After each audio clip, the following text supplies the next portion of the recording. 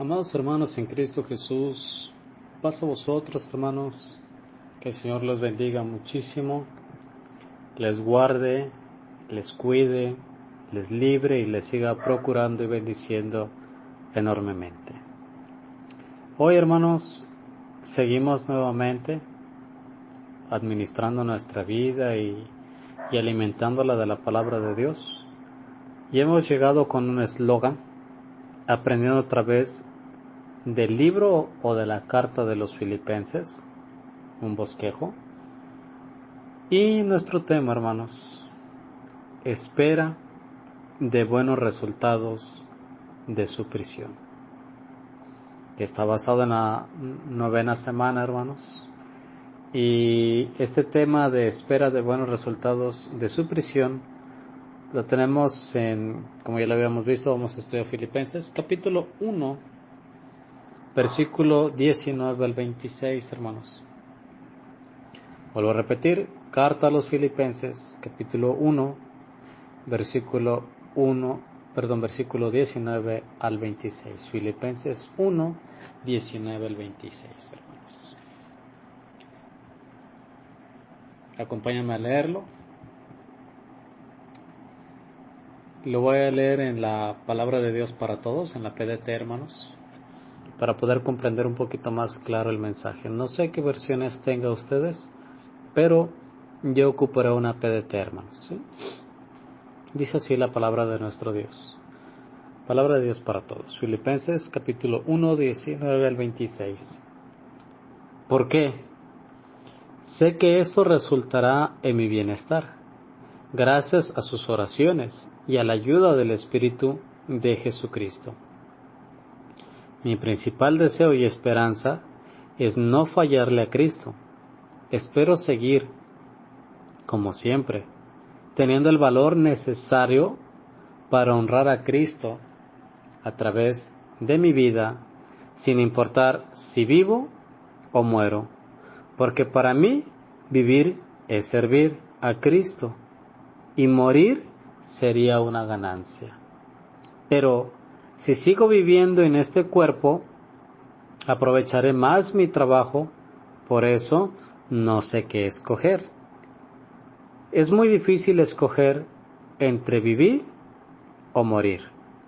Algunas veces quisiera dejar esta vida y estar con Cristo, pues eso sería mucho mejor. Pero quedarme en la tierra es mucho más necesario para seguirles ayudando a ustedes. Sé que me quedaré aquí con ustedes porque estoy convencido de que me necesitan. Me quedaré aquí para que ustedes aumenten su felicidad y su fe. Así, cuando nos volvamos a ver, ustedes se sentirán muy orgullosos de lo que Jesucristo hizo para ayudarme. Amén. Hermanos, Pablo aquí toma varios términos. Hay que recordar que él está prisionero, está preso en la cárcel, y desde la cárcel ha estado escribiendo cartas de apoyo, cartas de motivación, para que los cristianos de esa época, o la iglesia primitiva, o el pastor de ese entonces, tuviera la intención de seguir administrando con fervor, con gozo, con alegría. Entonces Pablo les escribe y les dice varias cosas para alimentar su espíritu. La reflexión pasada habíamos hablado sobre los líderes y las maneras de cómo debe ser un líder, incluyendo habíamos dicho que nuestros líderes de este grupo de edificados en la palabra nos motivan y nos inspiran a seguir adelante, pero muchas veces también nosotros no les brindamos ese cobijo o ese apoyo para preguntar cómo están o si se necesitan algo, ¿verdad? Pablo toma esta postura y les va manifestando y les va diciendo: gracias por sus oraciones, gracias por lo que ustedes están haciendo por mí, gracias por poner mi vida en las manos de Dios a través de la oración. Déjenme decirles que estoy fortificado, que estoy fortalecido, que mi fe está aumentada, que mi cuerpo se encuentra bien, y que aunque yo a veces me encuentro en una encrucijada, en que si prefiero vivir o morir, prefiero seguir viviendo para que yo le siga predicando, yo le siga enseñando, yo le siga proyectando de lo que es una convivencia o de lo que es el amor de Cristo. Esto, hermanos, en tiempos hoy presentes, es algo que no vemos muy seguido, incluso ni diario. Hoy nadie está decidido a desprenderse de lo que tiene. Hoy no vemos a nadie que esté dispuesto a dar su vida a cambio de otros. Hoy ni siquiera vemos que a pesar del sufrimiento, del dolor, se siguen ellos diciéndonos todo está bien y todo está perfecto. Admiro a los hermanos que cargan con una enfermedad, tal vez es una enfermedad mortal, una enfermedad muy grave, y que siguen motivándonos a través de su computador, de su celular, de sus predicaciones, y aparentemente pareciera que no tienen nada, que están bien, pero no sabemos cómo se encuentran ni físicamente, ni emocionalmente, ni desgastadamente, mucho menos su salud, qué tan deteriorada está. Pero cuando los hermanos nos motivan a seguir adelante, a pesar de la circunstancia que ellos estén pasando, o la enfermedad crítica que estén viviendo, sabemos que ellos son fortalecidos porque ellos aumentan nuestra fe, pero también el Señor los bendice, los procura, los sustenta, y el Señor en su momento también les dará la sanidad y los restaurará. Él los va a restaurar y van a seguir adelante con nosotros y nos van a seguir administrando y pastorando, algunos a la distancia, algunos cercas, algunos lo tenemos en cortito, algunos no tan cortos, sí. Pero son hermanos que realmente han entendido, han tenido este encuentro con Jesucristo. Así como Pablo lo tuvo personalmente y por eso les motivaba a los hermanos que siguieran adelante, así también tenemos hermanos dentro de la organización, dentro de las iglesias, que velan por nosotros, que están al pendiente de nosotros. Tal vez, muchas veces llega a ser un solo líder, o nada más son dos, los que tienen que administrar cantidades de grupos enormes, y motivarles y darles temas y predicaciones, y tal vez es 1 año, 2 años, 3 años, y tal vez para los hermanos ya es rutina, porque pues dijeron, pues ya, esto es rutinario, ¿no? Y nosotros también nos acostumbramos, total, que lo hagan los hermanos. Y no hay esa disposición para, hermano, quiere que le ayude, hermano, necesita apoyo o algo. Sí, ellos se desviven motivándonos, instruyéndonos, enseñándonos. Sí. Y eso es bueno y agradable porque velan por nuestra fe, se les considera como padres de la fe, sí, que están al pendiente motivándonos y apoyándonos. Esto, hermanos, nos debe de nosotros también alimentar, porque nos da pautas de cómo es una vida cristiana, cómo es un encuentro con Cristo, cómo es vivir realmente en Cristo, y cómo tenemos hermanos que realmente viven esta vida y nos la muestran a través de sus experiencias, y a pesar, vuelvo a repetir, de sus pobrezas, de sus limitaciones económicas, de alguna enfermedad crítica, crónica, incluso hasta mortal, que tienen el entusiasmo para podernos alimentar y llevar a cabo. Sí, yo espero en Dios que les bendiga enormemente a todos estos hermanos que nos pastorean así, en estas circunstancias, que el Señor les recompense grandemente y les bendiga enormemente, y esto me debe de motivar a mí a seguir adelante, administrando la palabra de Dios, a seguir teniendo este encuentro con Dios. Es por eso, hermanos, que cuando Pablo escribe esta carta, él escribe 2 términos, ¿sí? Bienestar o liberación, cuando él escribe. Ya sé que bienestar o liberación tiene sinónimo con salvación, ¿sí? Entonces, ¿qué significa? Que los filipenses estaban orando por la liberación de Pablo, pero sin embargo, él les enseñaba que pase lo que pase, estará bien, porque sabe que Dios no lo va a dejar, porque sabe que Dios va a estar con él, que Dios le va a estar sustentando y que Dios lo va a liberar. Y vemos más adelante que sale de la cárcel, ¿sí? Y que es liberado de esa prisión y de ese yugo. Así también, hermanos, puede que nuestros líderes estén enfermos o estén pasando por situaciones críticas, pero el Señor los va a liberar. El Señor les va a dar la libertad y van a poderse levantar y con mucho más gozo y más alegría de la que ya tienen ahorita, nos seguirán administrando, nos seguirán predicando, nos seguirán enseñando y estarán con nosotros, hermanos. Esto, hermanos, hace un medio de las oraciones del pueblo de Dios, ya que se busca una abundante provisión del Espíritu, hermanos, por cuya agencia se perfeccionará su salvación. O sea, ¿qué quiere decir? Los enemigos del buen hombre no pueden robarle su interés en Cristo. Y el sufrimiento solo agrega un nuevo brillo a cada gracia cristiana. Pablo, quien peleó con las fieras, fue un espectáculo para los ángeles. Aquí voy a hacer un paréntesis: los ángeles significan los santos, los hermanos, los entregados, los líderes, los pastores, los ancianos, como luego lo marca en diferentes cartas, ¿sí? Y los hombres pudo reconocer que los sufrimientos de este tiempo presente no son dignos de ser comparados con la gloria, hermanos, que será revelada en nosotros. O sea, cuando nosotros motivamos a alguien a seguir adelante y lo inspiramos y trabajamos juntos y nos tomamos de la mano, como dice un coro que tenemos dentro de la iglesia, unidos, tomados de la mano, dice, que iremos por el mundo cantando al amor y enseñando de Dios. Entonces, hermanos, esto motiva a que la iglesia siga un curso como el río, ¿sí? Que se vaya desbordando y que vaya aumentando y que vayan trabajando y que tome mayor fuerza y mayor velocidad y se vaya haciendo grandes obras y grandes movimientos. Eso nos va a conllevar, hermanos, a realmente tener ese encuentro con Cristo, a que digan, oh, qué verdadera iglesia, oh, qué verdadero sermón se vive, cómo lo viven los hermanos, cómo lo llevan a la práctica, cómo lo hacen. Esto debe de ir en aumento y en motivación. Esto es lo que hacía Pablo, esto es lo que hacen nuestros líderes. Y esto, hermanos, nos debe de motivar a seguir adelante. Es por eso, hermanos, que la grandeza de Cristo se manifiesta por el valor dado al que sufre.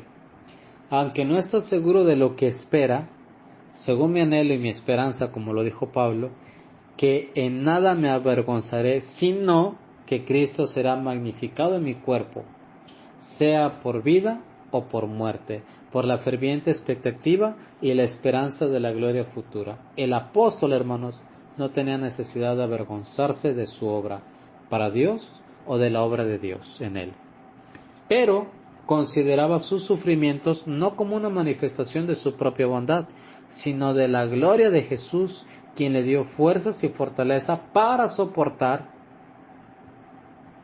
en la tribulación, donde la gracia de Cristo es más conspicua, o sea, más certera. El Redentor se perfeccionó perdón, a través del sufrimiento. También lo son sus seguidores. Número 1. Las virtudes más elevadas no se obtienen sin sufrimiento. ¿Qué quiere decir?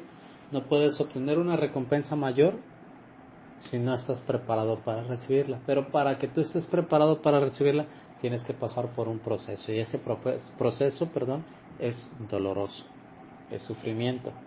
Pero cuando lo alcanzas, el proceso que viene, ves la rectificación, ves la gratificación, ves la bondad, ves la bendición y tú te sientes pleno y satisfecho. En pocas palabras, un claro ejemplo, no nos vamos a ir tan lejos. Si yo quiero un coche o quiero un carro, tengo que empezar a trabajar.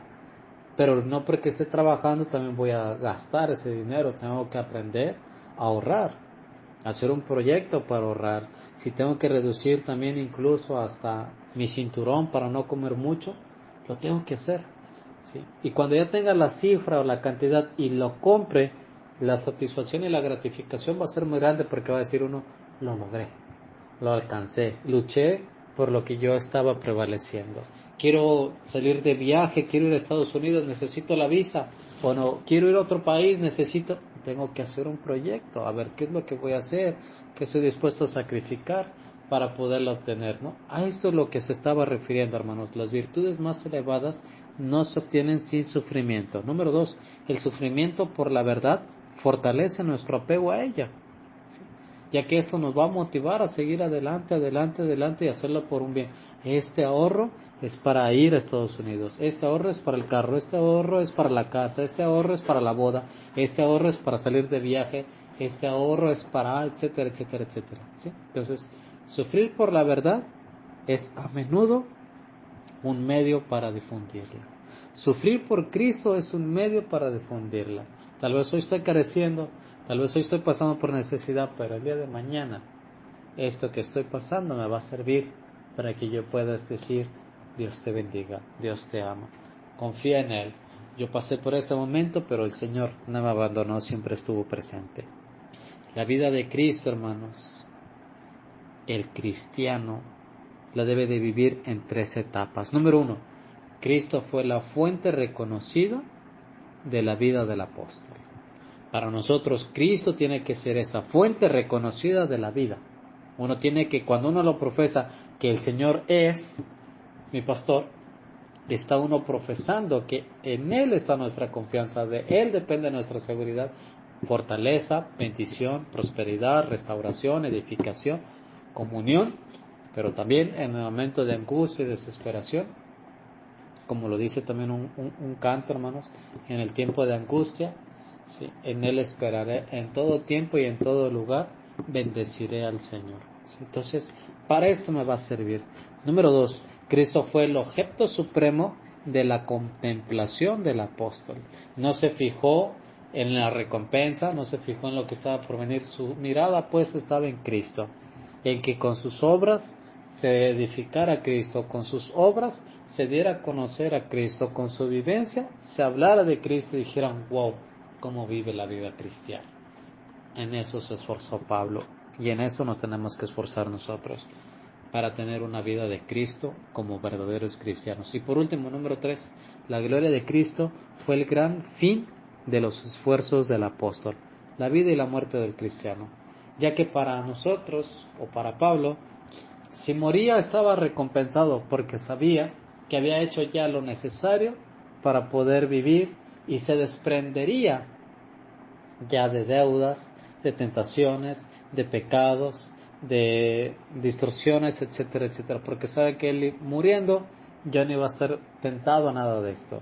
Pero también viviendo le permitía seguir llevando la palabra a más países y a más continentes. Entonces, hermanos, si también nosotros tenemos esta situación de que, pues si morimos, seremos liberados de todo, sí, eso es cierto, pero si nos quedamos y si el Señor nos presta la vida, a pesar de cómo estamos enfermos, sabiendo de antemano que el día de mañana nos va a restaurar, esto debe de motivar a seguir trabajando para su obra con ímpetu, con gozo, con felicidad. ¿Sí? Es cierto, habrá limitantes que nos va a limitar, que no podremos hacerlo todo o que necesitaremos ayuda. No pasa nada, podemos hacer uso de estas herramientas. Si necesitar ayuda o pedirle a alguien que nos cubra o que nos apoye o que entre también a apoyarnos para enseñarle este ministerio y seguir trabajando. No lo podemos hacer todo. Hay que reconocer que también somos carne y también nos cansamos y no podemos hacer todo porque muchas veces dependemos de terceros. ¿Qué quiere decir? Dependemos de un trabajo y el patrón muchas veces nos va a exigir horas y también tenemos que cumplir con ese horario. Y el Señor también se está dando cuenta de esto. Y si en algún momento sentimos que no podemos más, tenemos que también decirles, no puedo más, hermano, no puedo más, hermano, no puedo más, por favor apóyeme, por favor ayúdeme. Y estaremos prestos para hacerlo, para poderlo motivar y seguir adelante. Esa es la vida del cristiano, de Cristo en el cristiano. Ahora tenemos que ver la vida del cristiano como es.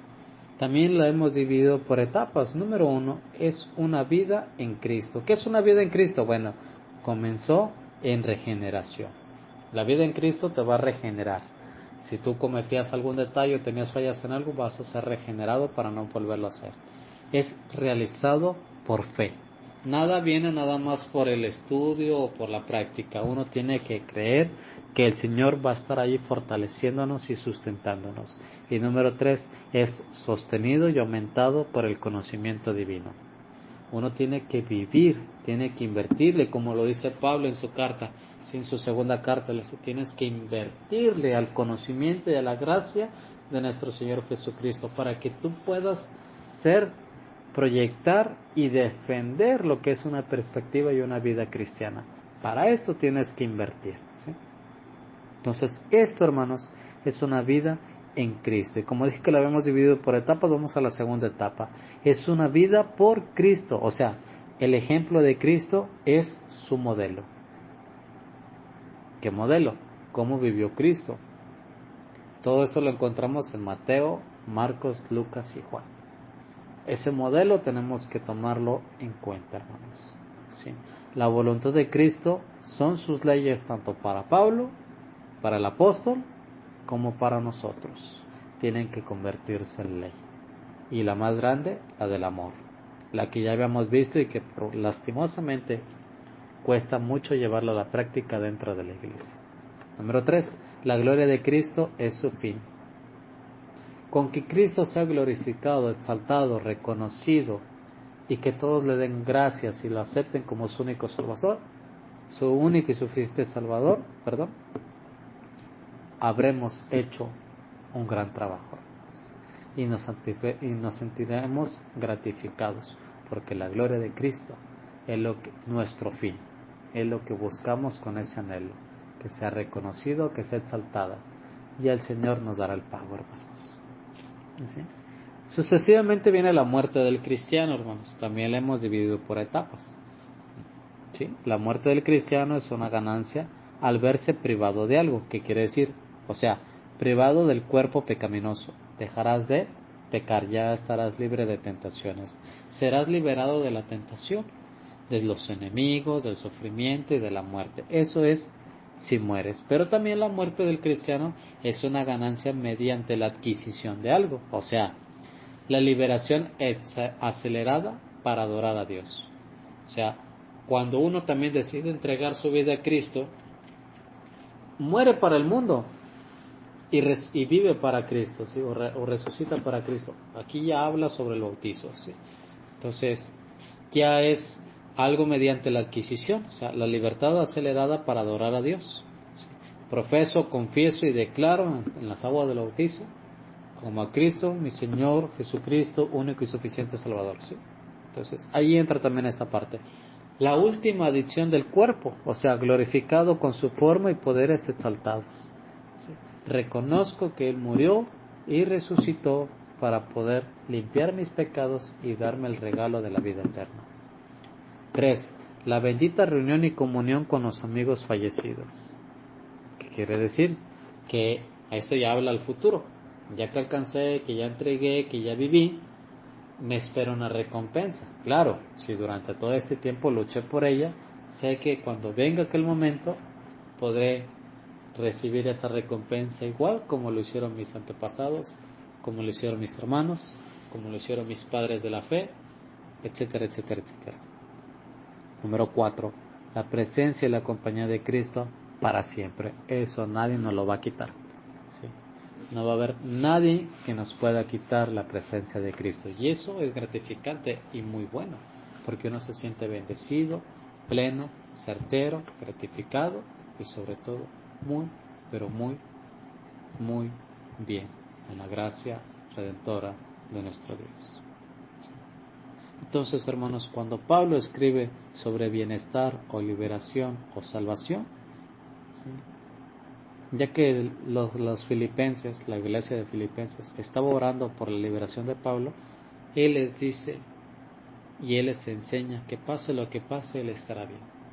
Si él llegase a morir, va a estar bien, porque así Dios lo decidió y para él va a ser gratificante.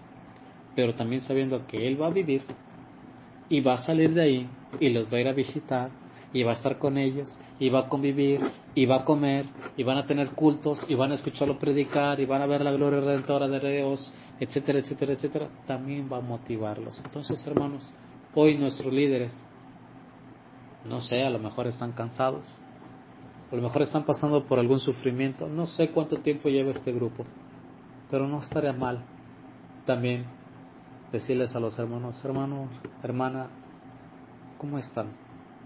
¿Cómo se sienten? Dios le bendiga. Estoy orando por usted. Y si en algo puedo ayudarle, cuente conmigo. Hermano, hermana, ¿se siente cansado? Estoy para apoyarle. Hermano, hermana, ya no puedo con el cargo. Me siento prisionero, me siento un poquito cansado o enfermo. Deme un poquito de tiempo, deje que me recupere y puedo seguir adelante. Estas palabras, hermanos, van a aumentar nuestra fe y la fe de los otros hermanos y de los líderes. Esto, hermanos, es lo que estaba haciendo Pablo, aumentando la fe y alimentando a la iglesia a la distancia. Es por eso que también nosotros tenemos que ir aprendiendo a través de la carta de los Filipenses un gran bosquejo que nos va a ayudar para seguir adelante, sabiendo que